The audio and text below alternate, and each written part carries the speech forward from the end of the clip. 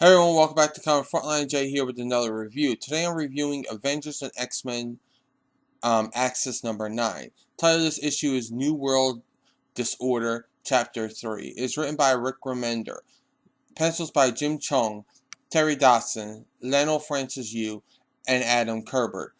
Inks are by Mark Morales, Dave Meikis, Guillermo Ortega, Mark Roslan, Rachel Dodson, Jim Cheung, Leinil Francis Yu, and Adam Kubert. Colors are by Paul Mounts. Now, this issue starts off in the past where we see Sabretooth having this very bland scene with Wolverine. He's trying to kill someone. Wolverine's very quietly and subduedly,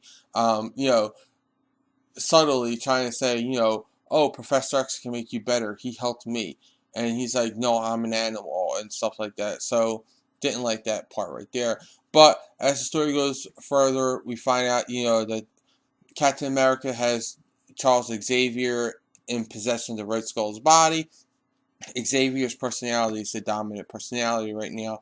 And he gets him away from the superior Avengers.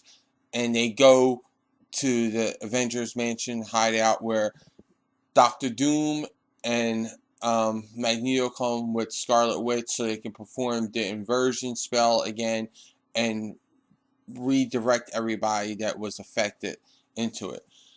Now, Deadpool and Ethan are fighting. Ethan's Apocalypse, and he actually gets to him and makes him turn.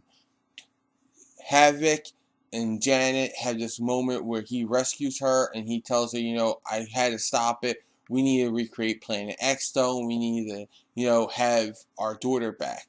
And Janet finds out that Havoc isn't the one who stopped them from killing all humans, that it was actually Carnage, and she leaves. So everyone converges on the Avengers Mansion where the big battle takes place. The superior Avengers versus Captain America ragtag team of Avengers. Just as the inversion spell is about to be cast, Havoc comes in and starts, terrorizing them. Sabretooth grabs Havoc and is like, go do the spell now while I can hold him.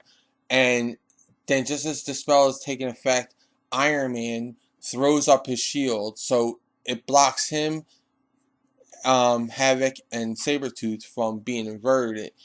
Iron Man disappears. Sabretooth's like, I'm still inverted. That means Havoc's inverted.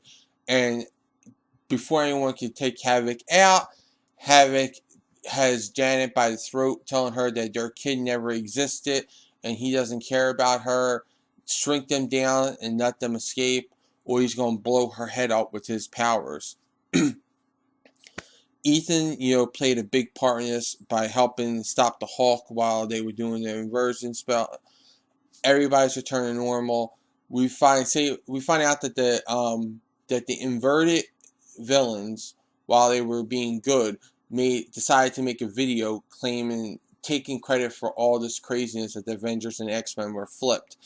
And they did it because they didn't want people to mistrust the Avengers and the X-Men. They wanted them to trust them right away and not go through that process. So everything's back to normal now, and it's all thanks to the villains.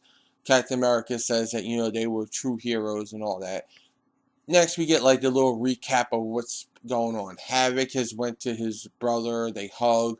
He's a part of, I guess, going to be a part of the Uncanny X-Men now instead of Avengers Unity Squad, which premieres their new team. We also get a little bit that Deadpool and Ethan are going to be on the run for a while now. And Tony Stark, is being a superior Iron Man, so we got a little glimpse of what's going on there with him studying. Loki and Thor had a big fight during all this where Loki picked up the hammer. Now Loki's trying to tell his friends about, but really no one believes it. And Red Skull is a prisoner of Doctor Doom. So it's kind of interesting about that a little bit. Also, we see that Peter Parker is making good on his promise to Carnage to make a ruby statue of him as a monument. Sabretooth is writing his letter, diary type thing to Wolverine, telling him that, maybe he can find the spirit of Wolverine within him and all that. Overall, the story I did not like Axis was a waste of an event. It could have been a really great event, but it was way overdrawn. I mean, 2-3 issues could have covered this whole story, but it dragged out for 9 issues plus all the crossover titles and all that. So story wise, I'm giving it a 2. The art suffers from having multiple artists and multiple inkers. I mean, some pages I really like, some pages I didn't like at all. I'm giving the art 3 stars only because there are some strong pages. Like, you can definitely see the influences of the artist. You can definitely see which artist is doing which pages. But overall, I think it's too many chefs in the kitchen. There's too many hands in the soup. They're putting too many artists, and these are all great artists on their own, but when you put them all together, their styles don't blend as well together. Like, you have some who are hyper realistic, some are a little bit more relaxed, and it just doesn't mesh well as a story wise. So I'm giving it 3 stars. Overall, this is a 2.5 star issue. I'm going to give it.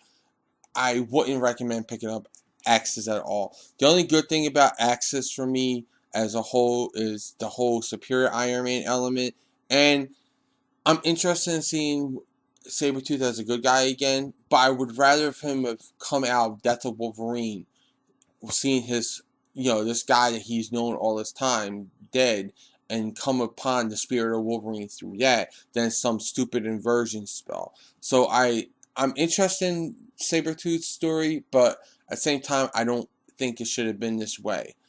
And, of course, Superior Iron Man is just killing it right now. Overall, once again, I'm giving it just 2.5 stars. I think I said, yeah, I'm gonna give it 2.5 stars.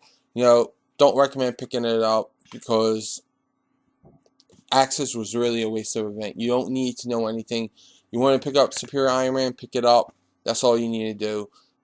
Everything's going to be explained in the first couple pages of every book that you read from now. So, I wouldn't even pick up Axis. I think it's a waste of the money for the 9 issues plus all the tie-ins.